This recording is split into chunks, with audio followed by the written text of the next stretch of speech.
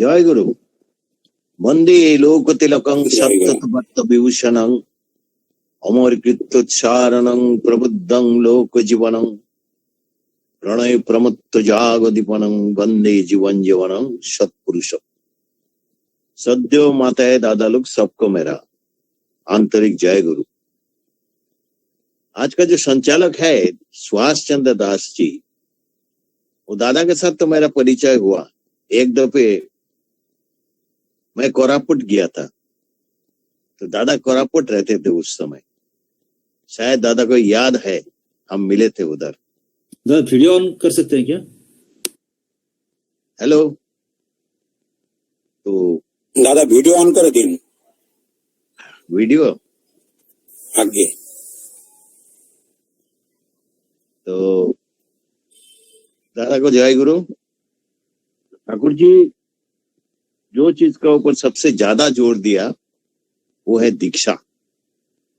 ठाकुर जी बोला जो तुम्हारा पहले काम, the most important thing that you should do is दीक्षा। दीक्षा बढ़ाना है। दीक्षा से ही लोगों को जीवन का रास्ता मिलता है। लोग सोचते हैं जो दीक्षा मीन्स हमारे कपाल में तिलक है, कपड़ा चेंज हो गया, लाइफ चेंज हो गई, ऐसा कुछ भी नहीं है। ठाकुर जी का दीक्षा जो है वो जीवन का रास्ता, वो जीवन का रास्ता दिखाने के लिए ठाकुर जी का दीक्षा है। इसलिए ठाकुर जी हर एक समय इसका ऊपर जोर देते थे। तो मैं अपना जीवन में एक फैसिनेटिंग दीक्षा का कहानी बताऊंगा। तब मैं चंडीगढ़ में था। तो चंडीगढ़ में जाने का बाद उधर सत्संग चालू करना है। सत्संग चालू करने से ही तब दीक्षा होगा। तो सत्संग चालू करने के लिए तो एक दो सत्संगी चाहिए, लेकिन पूरा चंडीगढ़ घूम घाम के देखा, मैं एक भी सत्संगी मेरे को नहीं मिला।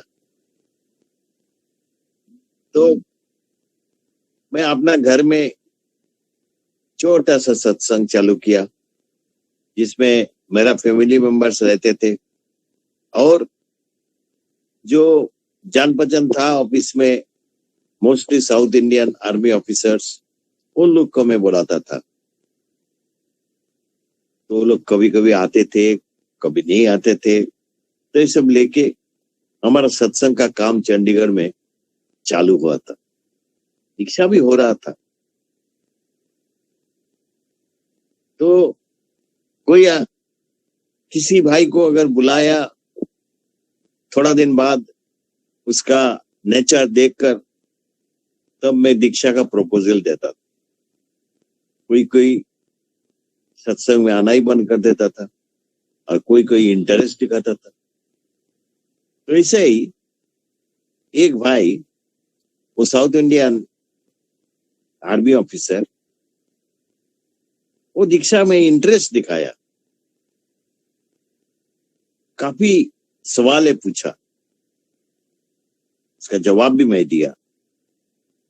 एक दिन बोला जो ठीक है, मैं दीक्षा लूंगा। दीक्षा लेने के लिए तो ये ज्यादा कुछ डिटेल कुछ नहीं है, आधा घंटे का फंक्शन है। उसे दीक्षा ले लिया, नाम ग्रहण कर लिया। नाम ग्रहण करने के बाद मैं उसमें ज्यादा कुछ क्यूरियोसिटी नहीं देखा।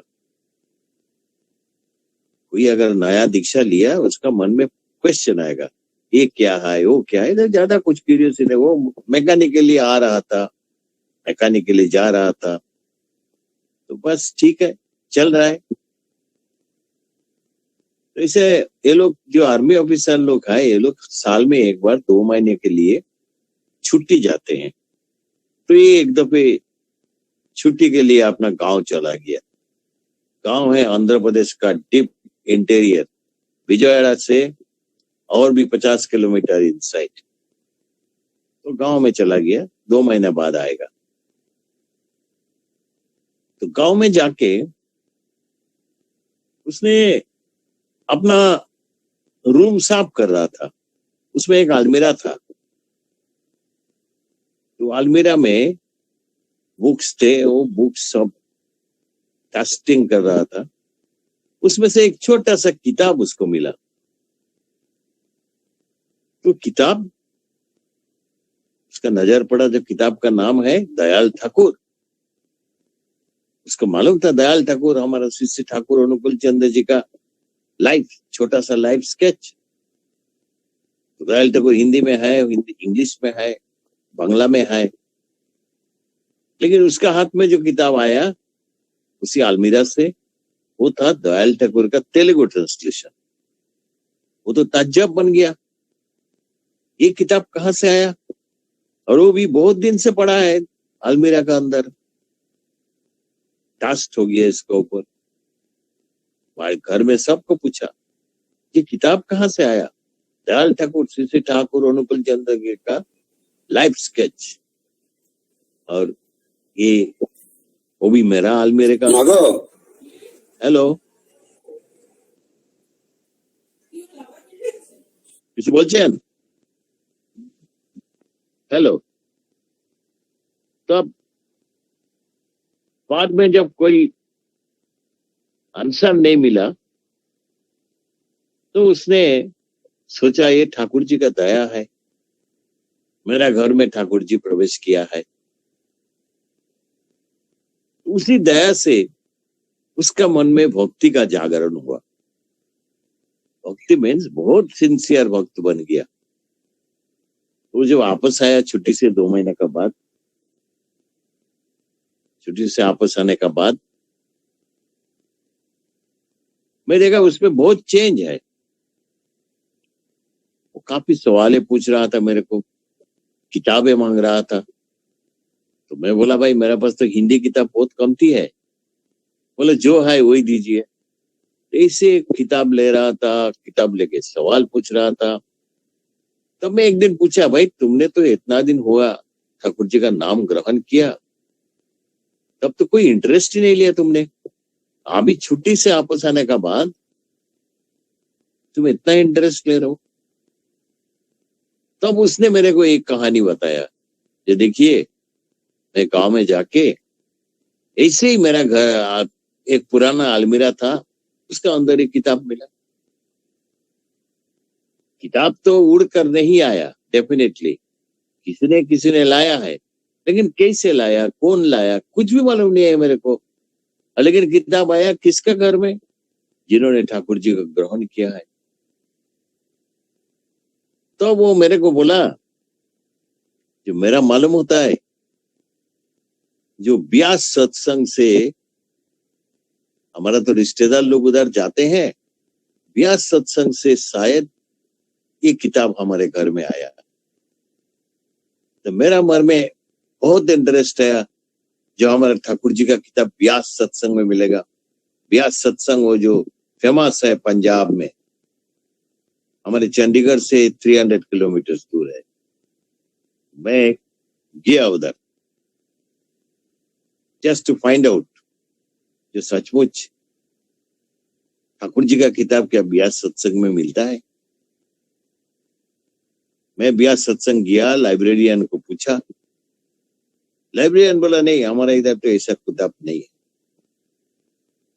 हमारे इधर सिर्फ हमारा ही पब्लिशिंग का किताब है, बाकी कोई किताब नहीं मिलता है इधर। तो बस ये जो मिस्ट्री है, जो किताब कहाँ से आया, कैसे आया, ये मिस्ट्री रह गया, इसका मिस्ट्री का सोल्यूशन नहीं हुआ। लेकिन वो किताब ने जो काम करना था वो कर दिया। ये भाई जो आर्मी ऑफिसर है वो परम भक्त बन गया, और हमारा ठाकुर जी बोला तुम दीक्षा के लिए हमेशा कोशिश करो, तो वो भी दीक्षा के लिए कोशिश करता था। कभी कभी अर्ली इन द मॉर्निंग कोई दीक्षा प्रार्थी को मेरा घर में लेके आता था, उसका दीक्षा होता था। हम लोग दूर दूर जाके सत्संग करता था, अंबाला, पटियाला, चंडीगढ़ के इंटीरियर में जाके सत्संग किया था। तो इसे बहुत ही अच्छा दिन जा रहा था। तो मैं एक दफे उनको लेके देवघर गया। तो देवघर तो जानना चाहिए, देवघर आचार्य देव को प्रणाम किया, आचार्य देव की उनसे बात किया तो बहुत अच्छा लगा। तो देवघर में एक इंटरेस्टिंग थिंग हैपेंड। साथ फ्रेंडशिप हो गया।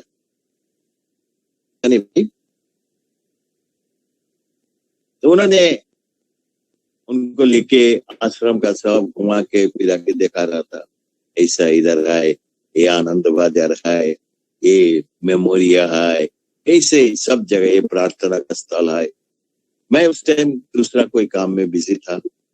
हम लोग तो आश्रम जाने से 1 दिन या 2 दिन ठहरते थे, तो उसका बीच में 1 दिन वो राजस्थानी भाई के साथ वो घूम रहा था। तो राजस्थानी भाई उसको लेके समाधि स्थल में गया जहां ठाकुर जी का समाधि है। समाधि स्थल में जाके उसको पूछा, जो आप रेगुलर इष्टवृत्ति करते हैं?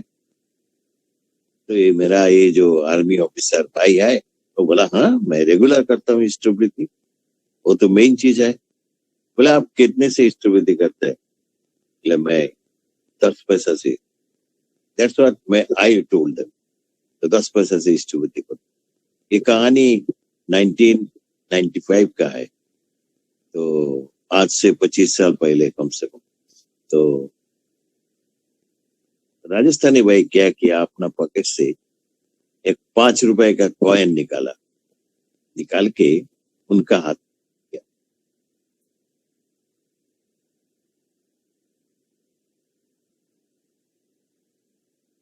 उसने मेरे को जब बताया, मैं सोचा जो जाजन का इससे बड़ा और कोई रास्ता नहीं हो सकता है। उसने चाहता था जो ये आर्मी ऑफिसर भाई का इष्टवृत्ति करने का कैपेसिटी ज्यादा है, वो नहीं कर रहा है, लेकिन उसने ज्यादा मुंह से कुछ नहीं बोला, सिर्फ उसका हाथ में 5 रुपया देके बोला, कल सुबह इससे आप इष्टवृत्ति करना। तो ऐसा उनका इष्टवृत्ति का अमाउंट 5 रुपया हो गया। तो बड़ा इंटरेस्टिंग एपिसोड। तो हम आ गया चंडीगढ़ वापस आने का बाद अच्छा चल रहा था हमारा दिन। तो बीच में मैसेज आया कि इसका ट्रांसफर आ सकता है उस भाई का। तो ट्रांसफर नॉर्मली आर्मी ऑफिसर्स का ट्रांसफर 3 साल बाद होता है। उसका मन में चिंता हो गया, जो कहाँ आएगा चिंता, जहां आएगा वहां जाने से हमको सत्संग का परिवेश मिलेगा क्या। उससे ज्यादा मेरा चिंता हो गया, जो बहुत मुश्किल से एक सिंसियर डिवोटी मिला है तो चला जाएगा, और जाके अगर उसको कंपनी नहीं मिलेगा, सत्संग कंपनी नहीं मिलेगा, तब तो भूल जाएगा सब। तो मेरा मन में भी बहुत चिंता था, उसका मन में भी चिंता था। तो ऐसा दिन जा रहा था। तो मैं एक दिन उसको बोला, जो जाने का पहले तो पोस्टिंग आ जाएगा 1-2 महीने में, चलो फिर देवघर घूम के आते हैं। तो हम दोनों फिर चलो देवघर के लिए हमको अंबाला से ट्रेन पकड़ना पड़ता। अंबाला से ट्रेन लेके हम लोग पटना तक जाते थे, पटना से फिर दूसरा ट्रेन लेके जैसे। तो हम चला, पटना का पहले एक छोटा सा स्टेशन था दानापुर। तो दानापुर में कोई सिग्नल का प्रॉब्लम हुआ, इसलिए ट्रेन रोका था। मेरा नजर में आया दानापुर में जानता था। दानापुर एक छोटा स्टेशन है, उसमें हमारा ठाकुर जी का एक छोटा सा मंदिर बन रहा है, छोटा सा, और उसमें बिहार का जो फेमस गुरु भ्राता है वो उधर रहते थे। तो मैं वो गुरु भाई को बोला, वो जो आर्मी ऑफिसर भ्राता, उनको बोला, देखो तुम्हारा अगर तकदीर अच्छा है तो तुमको पोस्टिंग दानापुर में हो सकता है।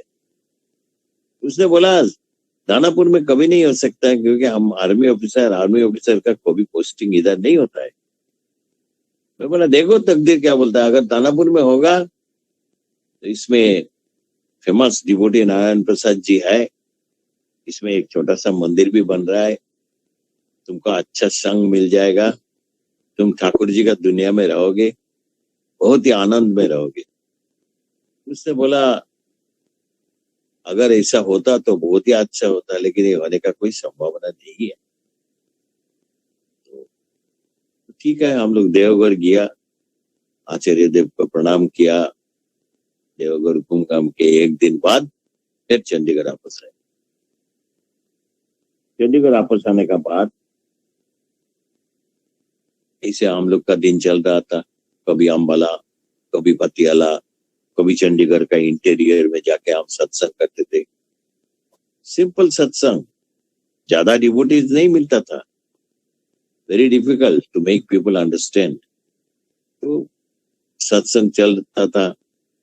ऐसे एक दिन सुबह मैं देखा वो भाई जो गुरु ब्राता आर्मी ऑफिसर, वो भाग के मेरे पास आ रहा था।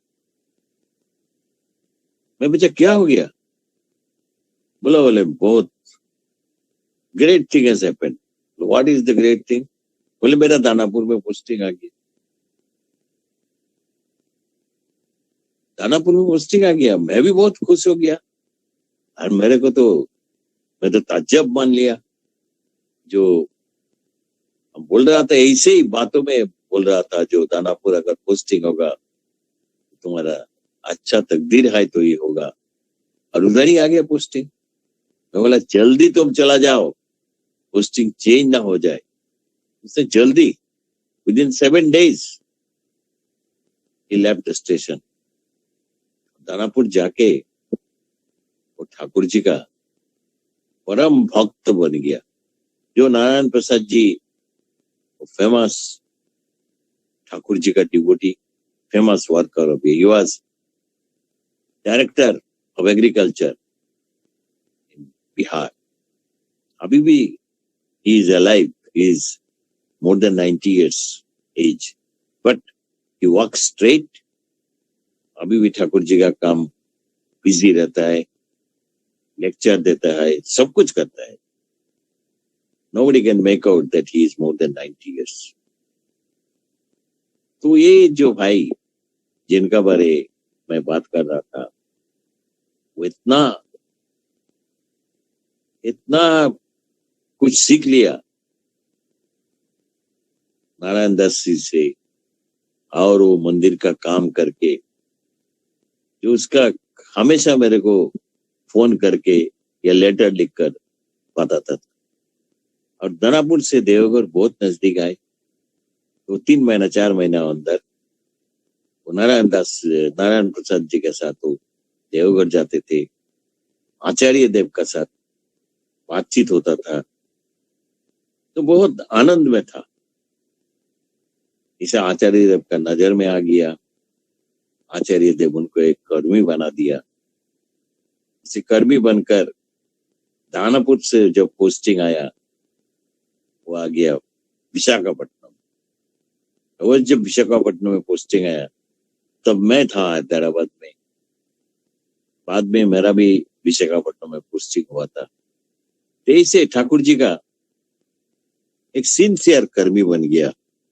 इसका रूट है वो जो छोटा सा किताब।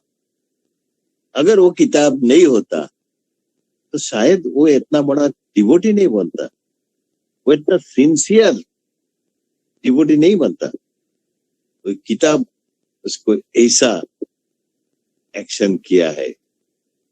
वो किताब का मिस्ट्री अभी तक पता नहीं है, लेकिन वो किताब हैदराबाद में पब्लिश हुआ, तेलुगु ट्रांसलेशन ऑफ दयाल ठाकुर।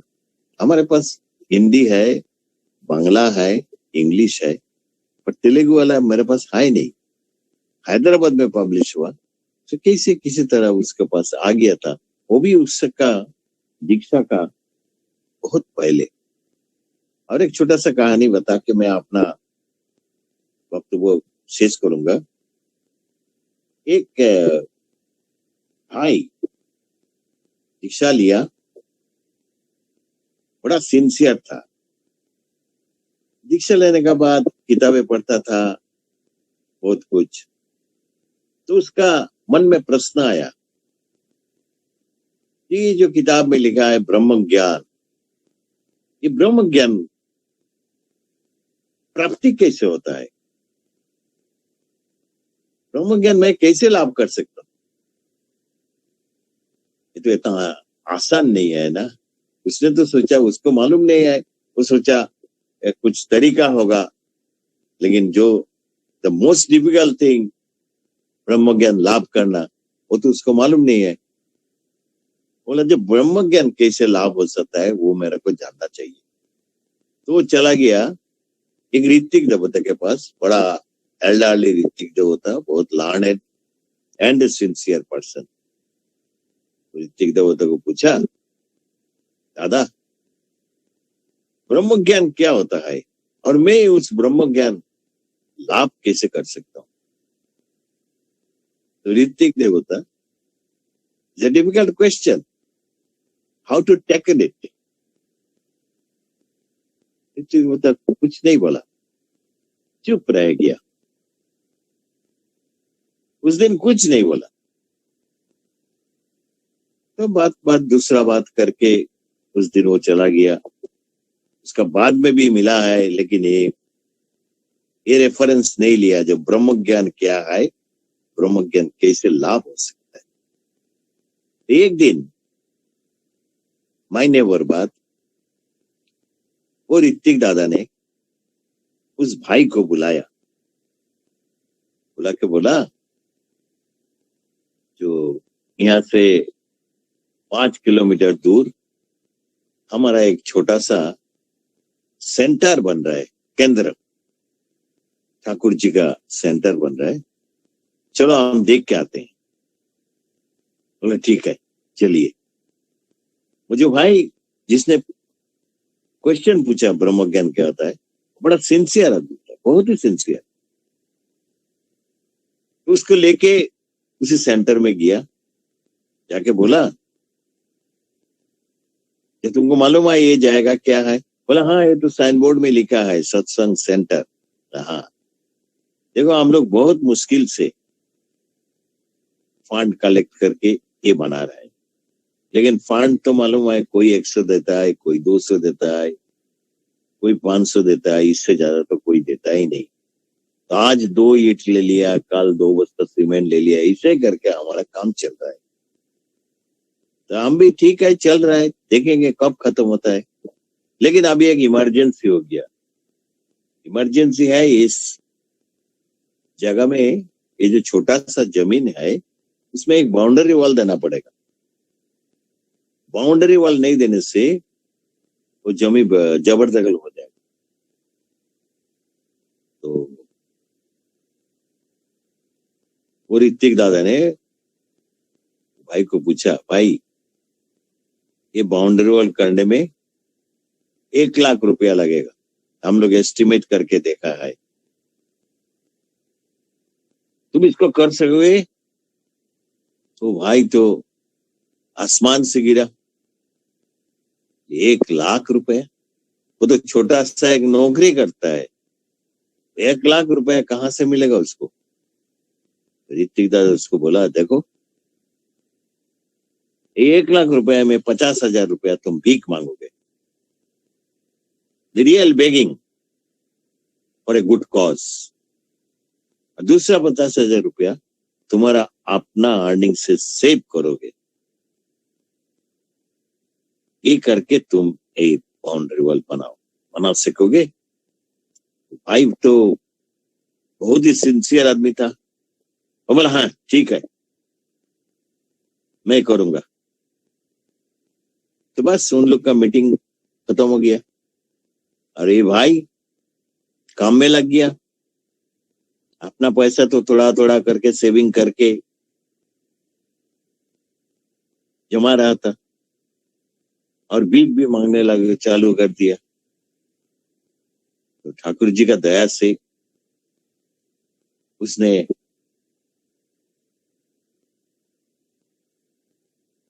एक साल के अंदर ये काम कर दिया। छोटा सा नौकरी कर रहा था, उसका जान पहचान भी ज्यादा नहीं था। 1 साल के अंदर ये काम खत्म कर दिया। खत्म करके तब वो ऋतिक दादा के पास जाके बोला कि आपने जो काम दे दिया मेरे को,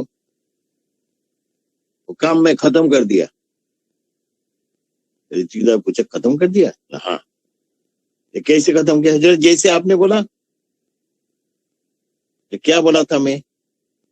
50,000 रुपया मैं अपना अर्निंग से जमा करूंगा और बाकी 50,000 मैं भीख मांग के वनडोज करूंगा। तब ऋतिक दादा पूछा, बाकी 50,000 तुमने कितना आदमी से भीख मांगा? बोले कम से कम 100 आदमी। कम से कम 100 आदमी। तो जो लोग तुमको भीख दिया वो लोग के साथ तुम्हारा संबंध है अभी? बोले बहुत अच्छा संबंध है। वो लोग हमारे घर में आता है, मैं उन लोग का घर में जाता हूँ। हाँ, हमेशा संबंध है। तब ऋतिक दादा बोला, ये काम करके तुम्हें आनंद मिला? बोले मुझे जो आनंद मिला वो भाषा में मैं वर्णना नहीं कर सकता हूँ। I can't express in language. तब ऋतिक दादा बोला, तुमने एक दिन मेरे को पूछा था ना, ब्रह्म ज्ञान लाभ कैसे होता है? ब्रह्म ज्ञान किसको पता है? कहता है ये जो तुमको इतना आनंद मिला, एक पवित्र काम कर पवित्र रास्ता से, पवित्र तरीका से जो काम करके तुमको इतना आनंद मिला, जो आनंद तुमको जिंदगी में कभी नहीं मिला, यही है ब्रह्म ज्ञान लाभ। और दूसरा कुछ ब्रह्म ज्ञान लेके तुम इतना डीप स्टडी करने का जरूरत नहीं है, तुम कंफ्यूज्ड हो जाओगे। तो ब्रह्म ज्ञान, ठाकुर जी बोला, असत व्यंगे सत्यचारण सदालापन कल्पना एना करे रेत रखाए ब्रह्मचर्य है ना।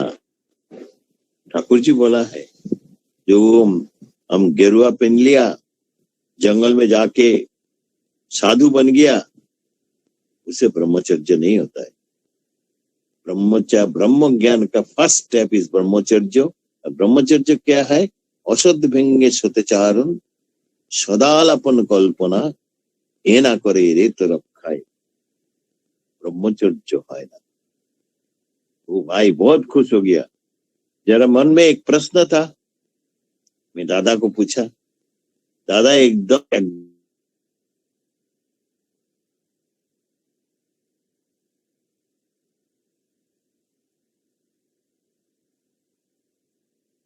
एक्सपीरियंस, एक दीक्षा का एक्सपीरियंस, एक दीक्षा बाद में जो नया दीक्षित, उनका मन में प्रश्न आया, वो प्रश्न का जो ये आया, ये सब कुछ आज इतना ही बता के मैं अपना वक्तव्य शेष करता हूँ।